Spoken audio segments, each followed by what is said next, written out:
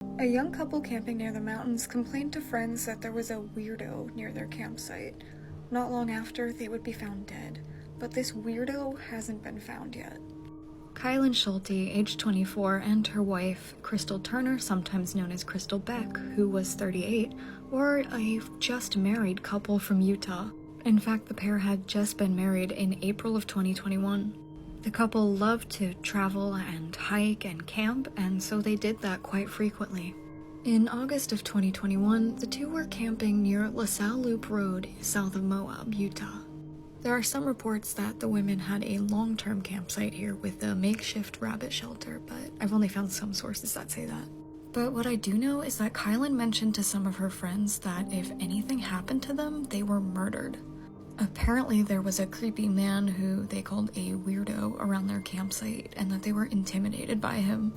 The couple were last spotted at a local tavern on August 13th and were officially reported missing on the 16th.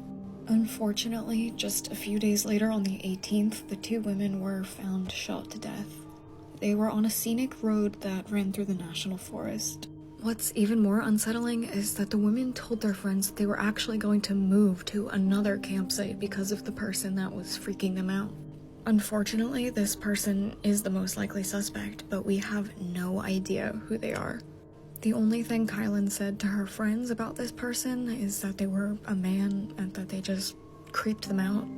Not much information about the women or this case has been released other than that, but I wanted to share this all with you in case you happen to be in the area or know someone or just, I don't really know. It's kind of hard to go off of just a description of a quote weirdo, but it's important to get these kind of stories out there. I mean, these two women had just gotten married in April. They were young and in love and just starting out their life. I mean, nobody deserves to die in such a horrible way like this, but these women were really just beginning their lives together. And there is the added element that this was a lesbian couple. I mean, was this a hate crime? Officials haven't released if anything was stolen from the campsite, but I mean, the women were camping. What really was there to steal? They probably didn't have important things on them. They did have a separate vehicle that was found parked at a McDonald's where Crystal worked, but it had nothing to do with the crime. They don't think the perpetrator even knew this car was there, so any important documents could have been in there. They probably wouldn't be in the tent. This crime seems so random.